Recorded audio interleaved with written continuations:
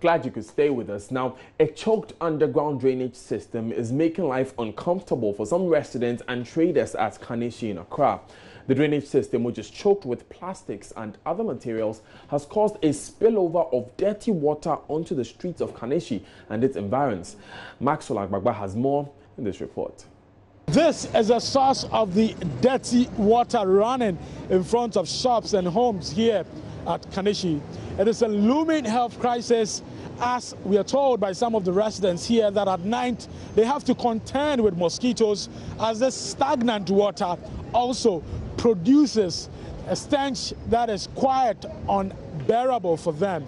For pedestrians who use the shoulders of the road here, they say they have to be careful because for vehicles maneuvering their way around the puddles in the middle of the stretch, they sometimes splash water on them.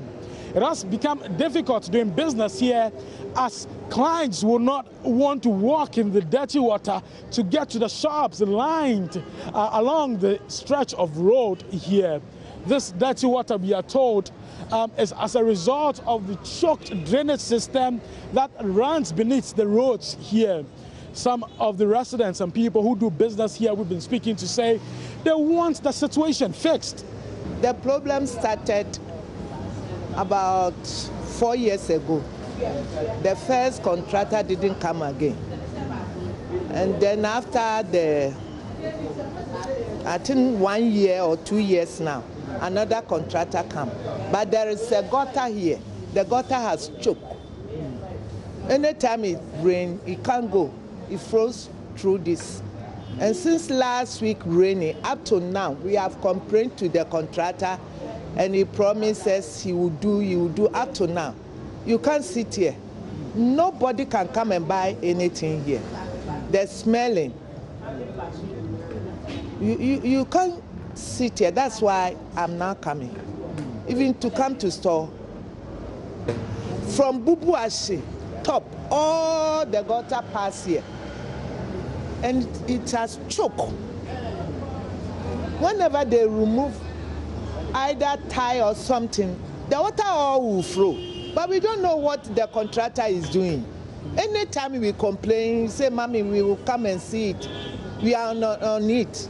Even people can't pass. You just see. For drivers who use this stretch of road, they have no option but to drive their cars through this dirty, smelly running water. For a lot of the pedestrians also who use the shoulders of the road here, they have to be careful for the cars not to splash this dirty water on their clothes. See, I don't understand what is going on, because some months ago, a contractor came here and he told me that this is a World Bank project and they are fixing this problem for us once and for all. And this thing has been going on. The contractor came on site, he didn't do anything, and he has rather worsened the problem, because the water used to choke, but not like this. Look at the whole place. You can't do anything. People can't come around. You come to the shop, you can't sell, you can't do anything, and then you just leave the place and go. I've gone to the contractor, I've called the people working there, I've talked to them, they say they are doing, and nothing is being done. Just look at the place. Look how the whole place is choked. The whole place is choked to the extent that you don't know what is happening. And they come here, they walk around, they leave, they come, they don't do anything. So I wish somebody would just come and talk to the contractor, and maybe there are challenges. Maybe it's a problem of funding, or he doesn't have money to finish the job or continue the job, so that maybe a better contractor or something should be done. Because we can't sit down here and let this thing continue, and then nobody says anything about it, and the rain comes and spoils everything. Because it rains and then nobody can pass over. You have to maybe go round, just finding a place to come to your shop, and it's serious. And I don't know. I think something somewhere, somebody has to come and talk to these contractors to see what their problem is. Maybe they don't have money to complete the job, or maybe they are having some challenges. Something should be done. Maybe the government should come in, maybe the minister should come in. Somebody should come in and see what the problem is.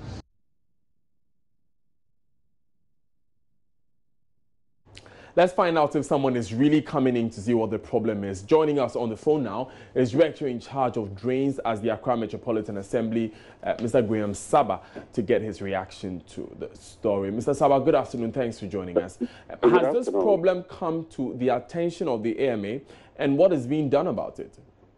Well, in actual fact, I don't know whether you are aware, but the First Light area in front of the Accra Academy coming towards Konishi, anytime the train seriously, the whole place gets flooded. And it's as a result of the drain coming all the way from Odoko, Bubuashi area there that gets the area flooded. So we rather went in with an intervention to construct a drain that can carry all the storm waters away without flooding that area. The construction is underway now. The contractor is still at site working. The problem is we have to cut across the main highway. Because the other drain, the drain that will receive the storm waters that we are doing now is at the other side of the road. So we have to cut across the road. But then the issue is you cannot just cut across the road and then wait to pour concrete and everything. So what we are doing is we ask the contractor to make a precast concrete ready. So immediately we cast, we just put it inside the drain, inside the road, and then we just cover it so that it won't block traffic for many days.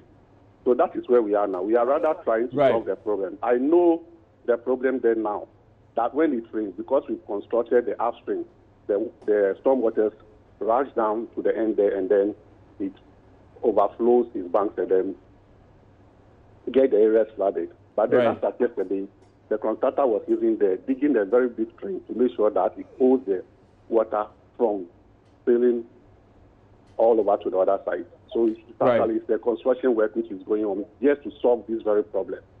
Now, beyond the construction work, we find that there's a lot of plastic waste lodged in the drain, that particular drain we're dealing with, and it could be a contributing factor. If I may finish there. That could be a contributing factor to what is currently ongoing. Are there any plans to desilt the drains? No, the drain is under construction. You cannot desilt it. It's a concrete drain that they are constructing. Is at the end of it, where we don't have to cut across the main road.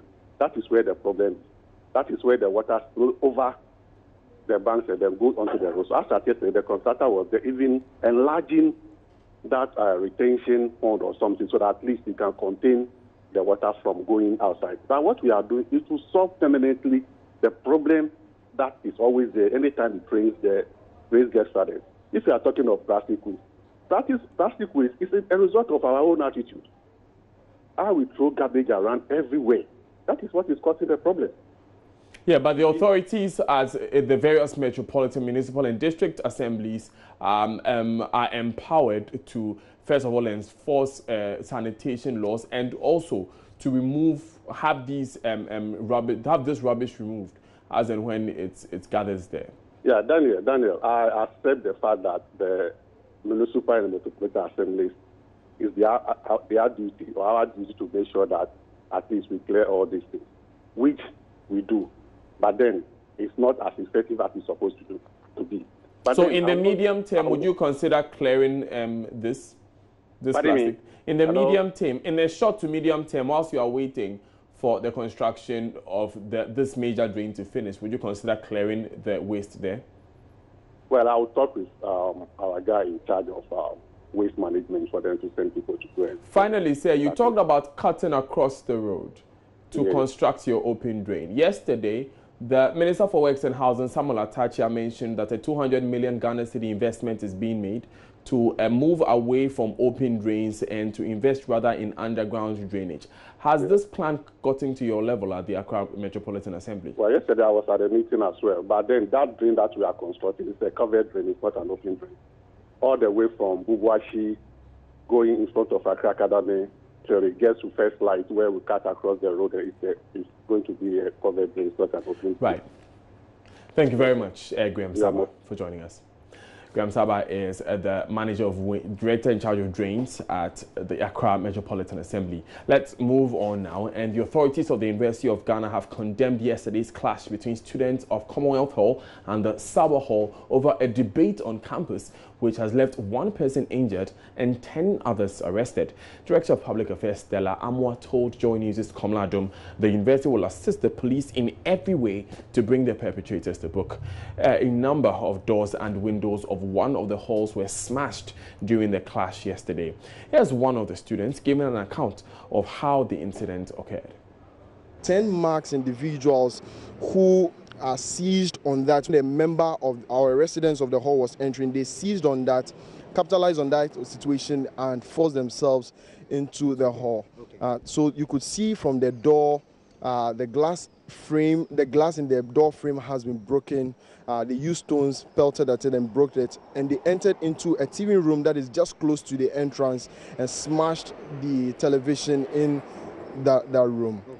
So, do we know who these individuals, masked or unmasked, are? Well, we can't really tell who these people are, but it looks the case they may be one of the factions involved in the clash that happened here at the University of Ghana yesterday. Now, Joy News' Komla Adom visited the university this morning and spoke to Director of Public Affairs Stella Amwa, who says they are awaiting police reports for action.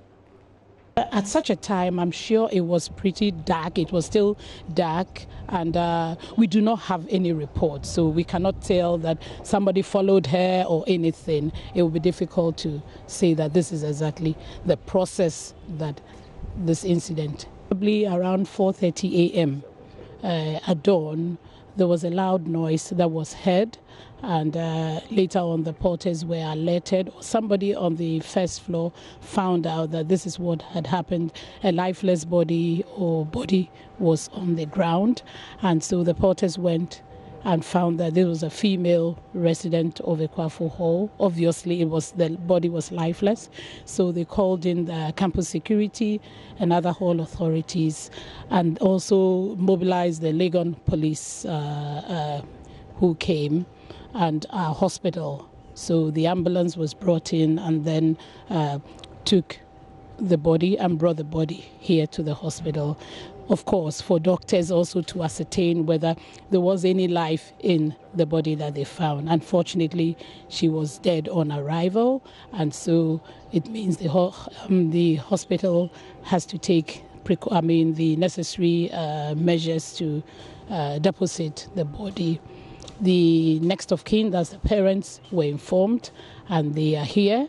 They have identified that indeed this is the body of their daughter, and thereafter we await the report from both the hospital, from the police, and so for the other professionals, and then we can come up with really what happened. So for the moment, we do not want to be speculative and make any assumptions. I think this is very bad.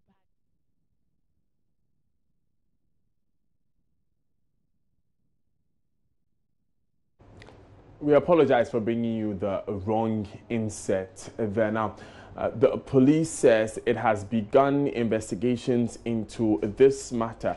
Ifya Tenge is the Accra Regional Police PRO. She spoke to my colleague, Mamavi Osuabuaje, earlier. Morning. Good morning to you. Can you confirm to us if you've made any arrests so far? Yes, thank you very much for having me. Regarding yesterday's incident, right in the process of restoring calm on campus, 10 persons were arrested to assist police in investigation, and later in the day, they were interrogated, cautioned individually, and also statements were taken from them. It was after that they were released to their hall authorities because they had an interim assessment examination to write. And also one person who explained to the police that he was molested, he has also returned his medical report, where the police is continuing with the investigation. Apart from that, we heard one person also got injured and was admitted at the hospital. Can you confirm that? Yes, I don't have information of that. All I know is about the student who was locked up in the room, his hair shaved, and also complained to the police that he was beaten by a group of students. I am not aware of any incident where one person is injured and has been admitted at the hospital. What is your account of what resulted, with this clash?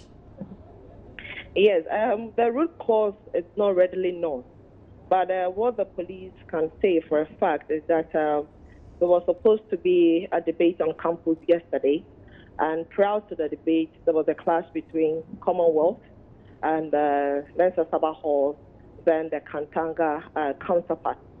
And but as what really led to the clash, that is what we do not know. And we are also falling on the authorities on campus, especially their security mechanisms or authorities there to also help police understand what really happened between them. We don't know what happened, but there was a clash where the police is trying to find out what really led to the clash. And we're told there were some overnight disturbances as well. What can you tell us about that? Yes, around 1 a.m. we had a report or a call that some students had thrown the Mensa Sabah Hall, just the frontage or the foyer, and they threw stones to break the shutters there, but they quickly bolted afterwards. So it was not known which group of students did that. And we are also falling on the same school authorities who are really cooperating with the police to find out which group of students came there to do that. They thronged there and they crushed the whole shutters. So the police. Now, university authorities have also been meeting some of the student leadership over the matter. Let's go live to Komla Adum for more. Komla, what's the status of that meeting? Well, Daniel, that meeting is currently still ongoing. The meeting between the management of the Commonwealth Hall, specifically the president of the Commonwealth Hall, and some other officials of the hall, they are still locked up in that meeting. We are gathering that in the next 10 to 15 minutes that meeting should be ending, and we will be getting all the details or that emerge from that meeting to our viewers right here. So Daniel, that meeting is still ongoing, but generally I can say that it's a calmer atmosphere now than it was in the morning when we got here.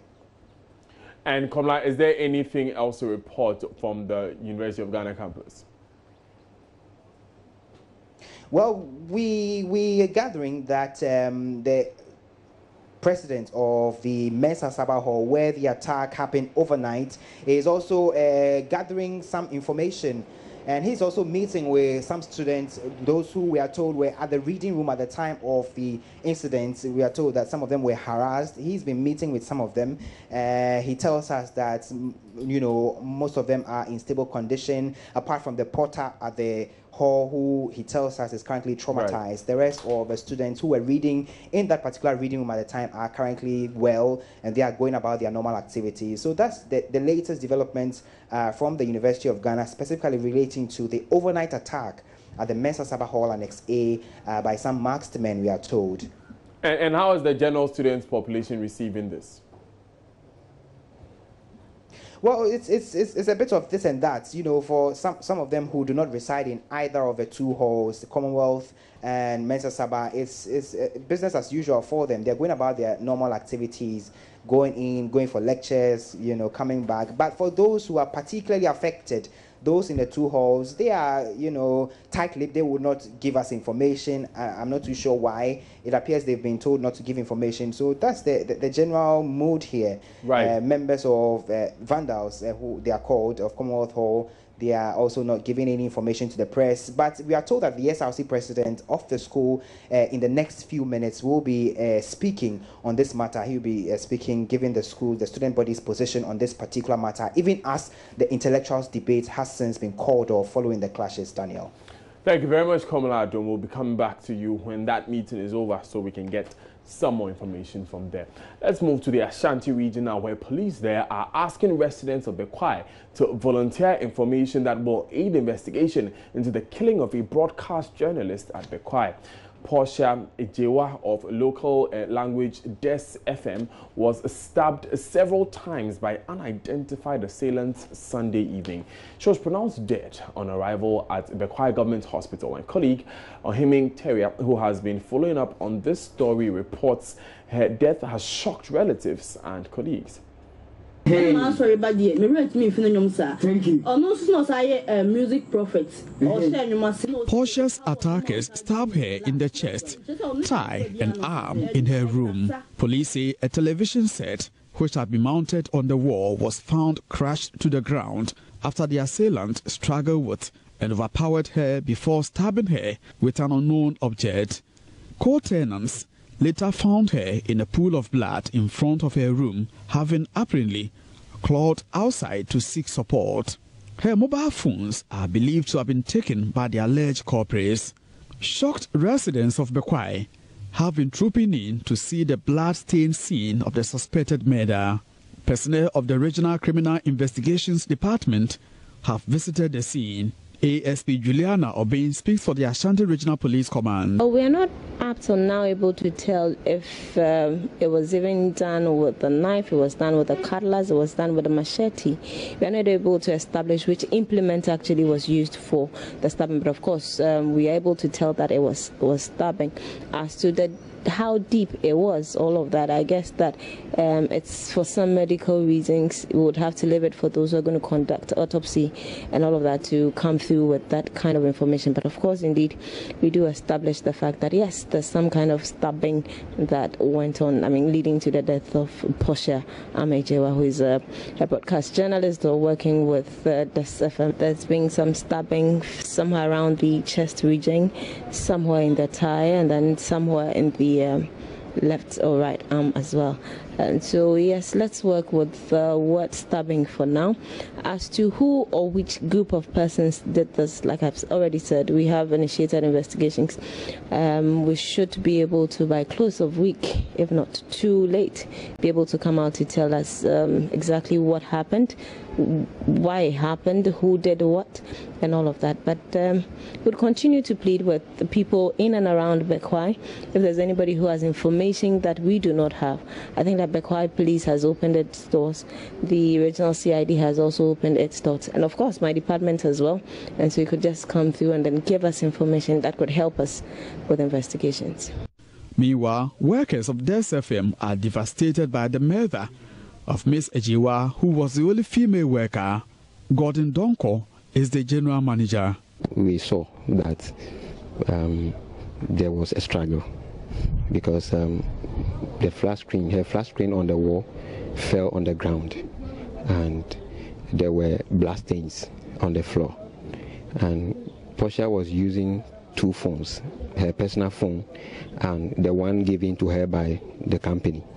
All the two phones were not in the room when we got there, but we saw that the back cover of the company phone and the battery were on the floor, but the phone alongside her personal phone were taken away. And we also saw that after the incident, she managed to get out of her room and then fell just in front of her door. It was there that she was found in a pool of blood. We've lost a very dedicated worker because she is the only female worker we have now, and she was doing a lot of work. She was at the front desk, she was our newscaster, and then she also she was doing our newspaper review every morning. So she comes to work every day. So even yesterday she was at work. After church she came to work. From Bekwai in the Ashanti region for Joy News, Ohiming Teria reporting. May the soul of Portia rest in perfect peace. You're still watching Joy News today. I am Daniel Daze. We'll take a quick breather here, but before we go, a quick look at some of the stories we've done. And health of residents of Konishi in Accra under threat as a liquid waste from underground drains spill over onto the streets due to a blockage caused by plastics. Meanwhile, the AMA says it is constructing a bigger drain in the area as a means of addressing the problem. Still up ahead, plans to relocate residents of Fuveme in the Volta region far from being implemented, as proposed site for the relocation has also been taken over by tidal waves, which have left hundreds homeless. Daniel Dazi, stay with us.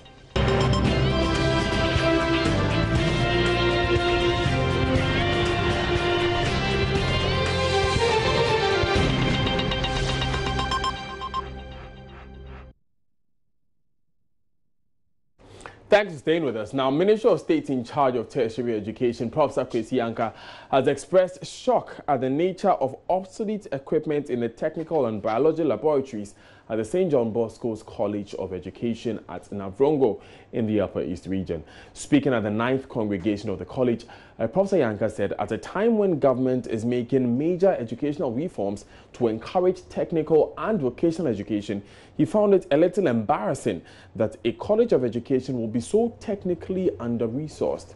He, however, promised to draw government attention to the needs of the St. John Bosco Education College. Upper East Regional Correspondent Albert Sori reports. Skills and experiences. 272 students graduated at the 9th congregation of the St. John Bosco's College of Education and will serve as professional teachers in schools across the country. Principal of the college, William Anamo Atindana, said the college, since it became a diploma awarding institution between the years 2004 and 2007, has chalked many successes. He, however, expressed concerns about dwindling numbers of students applying to study at the technical department of the college. Today, as we speak, 2017-2018 academic year, we have science candidates or trainees who are included in the first, second, third year, 390, technical 95, and general program 338. But when you look at the technical program, we have less than 55 in the class. I am mentioning these statistics because we have realized a dwindling numbers. And this college is preparing to organize and fulfill an outreach program into our secondary technical schools to see how we can beef up the numbers in the technical vocations area. Delivering the keynote address, Minister of State in charge of tertiary education, Professor Konishi Yanka, bemoaned the level of commitment towards technical and vocational training in Africa. He said he was shocked by what he saw in the technical and biology labs at the St. John Bosco's College of Education when he earlier took a tour of the institution. In other places like Europe, enrollment in technical and vocational education is about 70% within the tertiary educational institutions. They value technical and vocational education, and they know that it is this area of development and education that has brought them this far. I am indeed sufficiently shocked by your obsolete equipment and indeed empty biology and technical labs, and will surely be one of your megaphones in government to present your case. Professor Yanka, however, reiterated government's commitment to improving Ghana's education sector, especially in the areas of technical and vocational training. The President is also offering to boost technical and vocational training, and alongside the free SHS policy, there is a free technical and vocational education system that runs parallel to the high school or secondary school. Upper East Regional Minister Roxin Bukari said there is the need to train more teachers for the region and called on government to consider setting up a new training college at Congo in the Nabdam district. So the Volta region now, where hundreds have been rendered homeless along parts of the coastal line of the parts of the country. Now, the most affected community is Fuveme. After strong tidal winds inundated their homes with seawater, some of the affected residents are appealing for help. So here's MCE speaking with Joy News earlier. Okay, let's first of all go live to Ivy Setoji because we understand some NADMO officials have been touring the affected communities. Ivy, what's the extent of damage so far? Any help for these victims yet? Well, according to NADMO and the MCA, over 40 households were affected in the recent tidal waves, and most of them are homeless. And right now, what they are planning is, as of now, they are in a meeting planning on how to get to the community with some relief items for now and get them a place to sleep while they tackle the other issues as to where what to do next after this. Now, these people were supposed to have been relocated some time ago, as you said. What happened to that plan? Well, yes, they were supposed to be relocated, but even where they are supposed to be relocated, it's also been affected by the waves. That is Agokeji.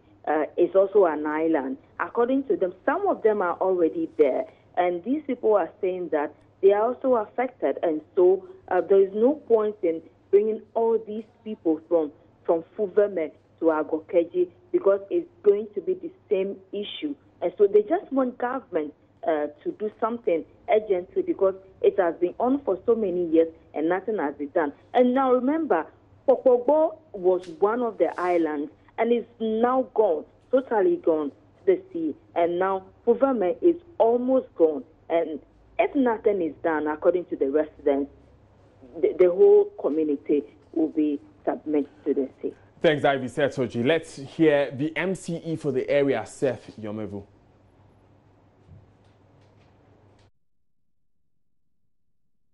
It's very terrible situation at Fuveme now. So we went there, and at the end, the opinion leaders also explained what happened back last night. The perennial annual ritual. So what happened is that we have a relocation area for them, that is Agokeji, and some of them are there. But you know, moving people from where they are to a new site at times become very difficult. We're told the new site is also not safe. The new site somehow is safe now, because when you go to the new site now, from there, the sea coming to that place, it will take some time before coming to that place. Oh, so eventually what is happening to Fuveme will happen to this new location as well? Yes, when maybe we didn't take we didn't come in as government to give them the scene defense wall. I think from some years to come, that place also can be one of the areas where we will have the same problem. But what we need is that we have to solve it and solve it once and for all. Okay. And what we need is to plead with the central government to come to our aid, so that they can do the coastal protection, the sea defense wall for the Fuveme area, so that we also be free in that area. What do you know as MC? What is NADMO telling you? What do they have and what don't they have? Yeah, but as NADMO itself, they don't have vehicle. But we, the assembly, as we are here, whenever these incidents happen, we support them. Like today, I have to carry them in my own car to the place.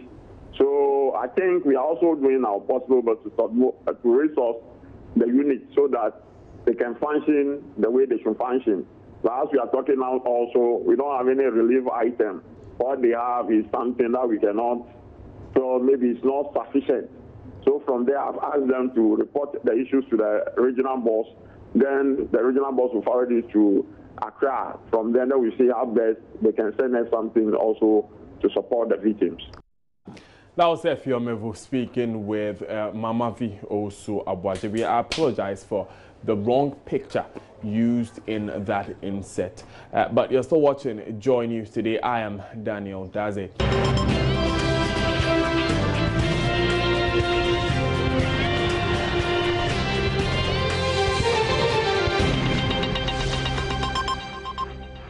And this is where we wrap up today's bulletin of Joy News today. My name is Daniel Daze. Today, we took you to Konishi, where a choked underground drainage system is making life uncomfortable for some residents and traders there.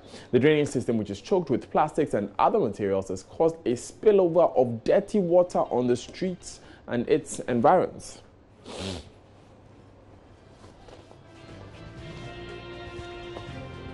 Of course, metropolitan authorities say they are working on constructing a larger drain, which will be a permanent solution to that issue. But thanks for joining us. For more news, you can log on to myjoyonline.com.